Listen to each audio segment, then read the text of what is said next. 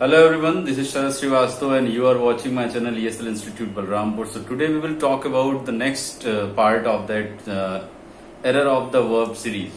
Second part हमने देख लिया था, आज हम उसका एक्सरसाइज करेंगे। जैसा कि आप अपनी स्क्रीन पर देख सकते हैं, कुछ सेंटेंसेस हमारे पास, इसको रीराइट करना है।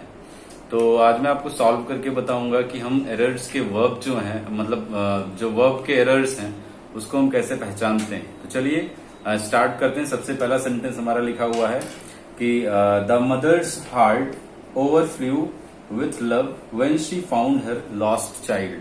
हिंदी बताने की जरूरत नहीं, बस यहाँ ध्यान रखना है ओवरफ्लो। ये जो ओवरफ्लू है, ये ओवरफ्लू के बजाय ओवरफ्लोड होगा। देखिए ओवरफ्लू सेकंड फॉर्म इसका जो होगा ओवरफ्लोड होगा, ये सेकंड फॉर्म इसका ये गलत है। इसलिए यहाँ पे केवल हमको क्या चेंज करना है, ओवरफ्लोड करना है। OVERFLOWED, overflow. बस ये हमारा सेंटेंस करेक्ट हो गया। ठीक है, इसके बाद नेक्स्ट हम चलते हैं। बस ये आपको वर्ब के इसमें फॉर्म्स आपको ध्यान रखने हैं कि कौन से फॉर्म्स सही लगे हैं कि नहीं लगे हैं। नेक्स्ट लाइन पर चलते हैं। हमारा जो नेक्स्ट सेंटेंस है, lying under a tree a snake bit the shepherd. Lying under a tree a snake bit the shepherd. तो इसको हम इस प्रकार करेंगे, लाइंग अंडर अ ट्री, ये पैसिव में चला जाएगा कि वो सांप के द्वारा काटा गया। तो इस प्रकार ये बनेगा द शेफर्ड। यहाँ पे मैं इसको करेक्ट कर दे रहा हूँ, रीराइट कर दे रहा हूँ। The shepherd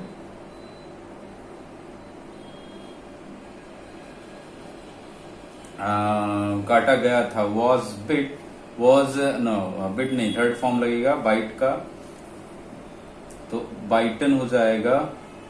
was bitten by a snake. ये आपका ये करेक्ट सेंटेंस बनेगा। ऐसे ही हम चलते हैं अपने नेक्स्ट सेंटेंस की तरफ। लिखा हुआ है, Namya wants to lie down on that soft bed. अब ये लाई जो है सेकंड फॉर्म है, वांट्स है यानी फर्स्ट फॉर्म में होना चाहिए। तो लाई का क्या हो जाएगा, लाई। ये हो गया सही, LAY, ले हो गया सेकंड फॉर्म लाई का, पर यहाँ पे ये प्रेजेंट में है तो इसका फर्स्ट फॉर्म में ही एक्शन यानी वर्ब का फॉर्म लगना चाहिए। तो यहाँ पे ये एकदम क्लियर हो गया। ऐसे ही चलते हैं। हमारा नेक्स्ट है, Ramlal has not yet rang the bell. देखेंगे थर्ड फॉर्म लगना है क्योंकि यहाँ पे हैज है, परफेक्ट में है, तो रिंग का थर्ड फॉर्म होता है। आपको ध्यान रखना होगा, अगर इसको आपने ध्यान में रख लिया, रिंग का थर्ड फॉर्म होता है रंग, RUNG, रंग। बस ये आपका सेंटेंस क्लियर हो गया। बहुत माइनर से मिस्टेक्स, अगर आपने थोड़ा सा भी ध्यान देकर इसको सॉल्व करने का प्रयास किया, definitely you will get the success any how. ऐसे नेक्स्ट सेंटेंस पर हम चलते हैं। हमारा नेक्स्ट सेंटेंस है, one boy has passed and 9 failed. देखिए वो जो रूल मैंने आपको बताया था, one boy has passed and 9 failed. अब यहाँ पे सेंटेंस क्या होगा, 9 एक है तो ये प्लूरल सिंगुलर है। अब ये देखिए 9 प्लूरल है, तो यहाँ पे अब इसके लिए भी एक मेन एक्शन मीन्स वर्ब, जो हेल्पिंग ऑक्सिलरी जिसको हमने बोला था या ऑक्सिलरी हमने सीखा था, तो इसके लिए एक और ऑक्सिलरी अलग से लगेगा। और 9 है तो हैव लग जाएगा, 9 हैव फेल्ड। ठीक है, one boy has passed and 9 have failed. यही ध्यान रखना होता है हमें। ऐसे ही नेक्स्ट सेंटेंस पर चलते हैं। लिखा हुआ है, Sam never has and never will tell a lie. फिर से पढ़ेंगे, Sam never has and never will tell a lie. तो इसको हम इस प्रकार भी लिख सकते हैं कि Sam has never and will tell a lie. ये हो जाएगा, Sam has never and will tell a lie. अगर आपने इससे पहले वाले पार्ट को देखा है तब ये आपको और क्लियर समझ में आएगा। तो आप डिस्क्रिप्शन में इसका लिंक होगा, पहले वो वीडियो देखेंगे, उसके बाद ही एक्सरसाइज की वीडियो समझ में आएगी। ठीक है, नेक्स्ट सेंटेंस पर चलते हैं। लिखा है, when your parents give you some advice hear it carefully. जब आपके पेरेंट्स आपको कुछ एडवाइस दे रहे हो तो आपको हियर इट। अब देखिए कोई भी हियर नहीं लगाते हैं, लिसन इट केयरफुली होगा, हियर इट नहीं होगा। मैंने आपको बताया था कि लिसन डिनोट करता है अटेंशन को, तो जब एडवाइस कोई मिल रही हो तो उसको अटेंशन देना होता है, तो वहां हियर की बजाय हम लिसन यूज करते हैं। ठीक है, ये सेंटेंस आपका सही हो गया।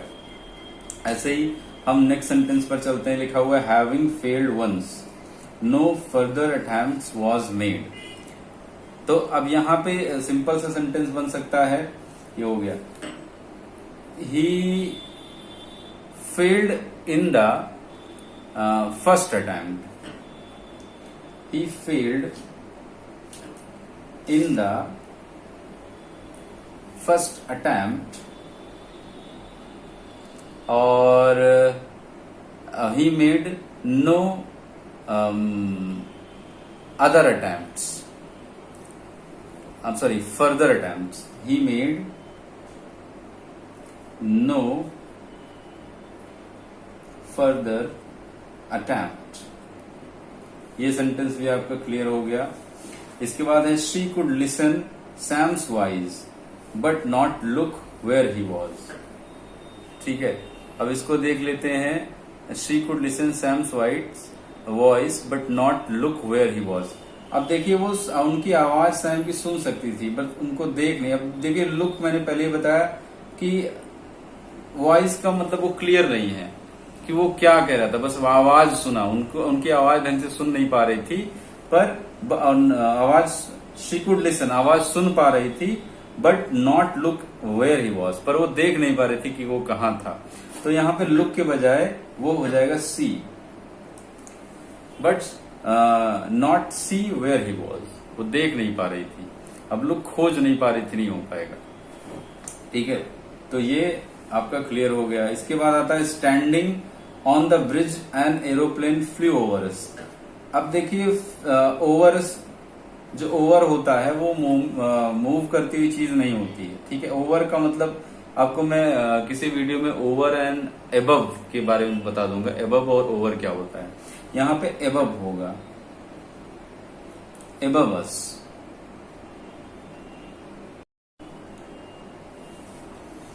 हाँ, तो आप देख सकते हैं कि जो एबव और ओवर में अंतर क्या होता है, बहुत आसान सा अंतर है।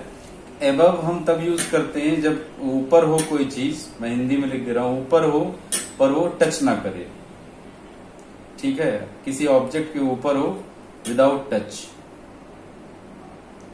ओके, और अगर आप बात करें ओवर की, तो ओवर ऊपर तो होता है पर वो किसी ऑब्जेक्ट को टच करते हुए, विथ टच, कोई ऑब्जेक्ट हो उसके ऊपर हो पर वो चीजें टच कर रही हो।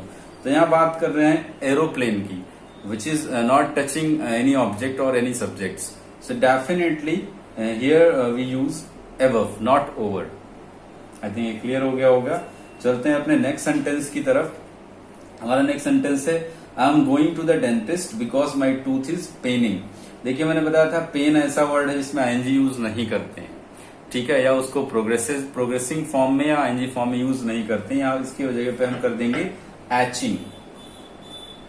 ठीक है, ये एच। इसके बाद नेक्स्ट है हमारा being a fine day his family went for a picnic at the lake. अब बीइंग अ फाइन डे नहीं होगा, इट यहाँ पे बस यूज कर देना हमें और कुछ नहीं। We will only use and add hear it, it being a fine day. हाँ, बस इसके बाद हमें कुछ ऐड करने की जरूरत नहीं है। It being a fine day. देख रहे हैं अपने स्क्रीन पर, हम नेक्स्ट सेंटेंस की तरफ चलते हैं। हमारा नेक्स्ट सेंटेंस है entering the room the light was quite dim. तो बिल्कुल यहाँ पे यूज हम बिल्कुल के लिए यूज करेंगे वेरी। क्वाइट का मतलब ही बिल्कुल होता है, पर वो किसी अन्य चीजों के लिए यूज होता है। Definitely I will tell you, बहुत सारे डिफरेंसेस हैं जो मैं एक अलग से वीडियो क्रिएट करके मैं आपको उसमें बताऊंगा, क्योंकि अभी हम एक्सरसाइज करें तो हमारे पास lots of sentences we have got. I will clear all the doubts. If you have got, then you can comment in the comment section that you have that doubt, or I will explain that thing. ठीक है, next sentence पर चलते हैं। He went to the church to speak his prayer. देखिए प्रार्थना को हम बोलते नहीं, हम कहते हैं, तो यहाँ पे बस केवल हम से कर देंगे, ये हमारा क्लियर हो जाएगा। हमारे पास कुछ नेक्स्ट सेंटेंसेज हैं, मैंने ये लिख रखा हुआ है। ये now we have got few more sentences and आप देख सकते हैं लिखा हुआ है walking down the road the clock struck 10। अब देखिए क्लॉक स्ट्रक सेकंड फॉर्म में नहीं होगा, ये स्ट्राइक हो जाएगा। ठीक है, ये सी के स्ट्राइक, ये आपका क्लियर होना चाहिए। और फिर इसके बाद नेक्स्ट है please see at the blackboard and hear to me. अब ब्लैक बोर्ड देखिए, अगर देखने के लिए कहा जा रहा है तो वहां पे लुक होगा, please look at the black board, क्योंकि अटेंशन आप चाह रहे हैं। और हियर टू मी नहीं होगा, लिसन टू मी, दोनों में अटेंशन चाह रहे हैं। आपने ये पढ़ा था और ये बहुत आसान, जिन्होंने अगर इसको पढ़ा होगा उनको एकदम क्रिस्टल क्लियर समझ में आ रहा होगा। नेक्स्ट टॉपिक मतलब सेंटेंस की तरफ चलते हैं। लिखा हुआ है we hope the old man will not get well now. We hope, अब देखिए एक चीज ध्यान रखना, मैंने कहा था कि जो होप वर्ड है, ये होप वर्ड हमेशा पॉजिटिव चीजों और अच्छी चीजों, मतलब कि पॉजिटिव चीजों के लिए किया जाता है, ठीक है। अच्छी उम्मीद जो होती है वो पॉजिटिव चीजों के लिए होती है, पर यहाँ पे उम्मीद क्या है, गलत चीजों के लिए। नॉट वेल नाउ, अब वो अच्छा नहीं होगा, तो होप के साथ ये होप या तो यहाँ यूज नहीं होगा, या तो ये पॉजिटिव होगा, या तो होप हटके फियर हो जाएगा। We fear that, we fear the old man will not get well now. ये क्लियर हो गया आपका। इसके बाद चलते हैं। लिखा I never have and never will do such a thing. I never have and never, देखेंगे ऑक्सिलरी दो अलग अलग हैं एक ही मेन सब्जेक्ट के लिए। आप देखेंगे ऑक्सिलरी दो अलग अलग हैं एक ही मेन सब्जेक्ट के लिए। तो हम यहां पे क्या करेंगे, सीधे हम यहां पर क्या करेंगे, हम देख सकते हैं इस सेंटेंस को इस प्रकार हम लिख सकते हैं कि I have never and will do such a thing. क्योंकि देखिए हमारा मेन सब्जेक्ट मेन जो वर्ब है वो एक है और दो ऑक्सिलरी अलग अलग हैं, तो हमें अलग दो बार अलग अलग यूज करने की जरूरत नहीं थी। तो वहां मैंने ऐसे ही सिंपल सा कर दिया, I have never and will do such a thing, ठीक है। दोनों ऑक्सिलरी एक साथ आ गए। नेक्स्ट हम चलते हैं। My cousin is 18 years old and I 16।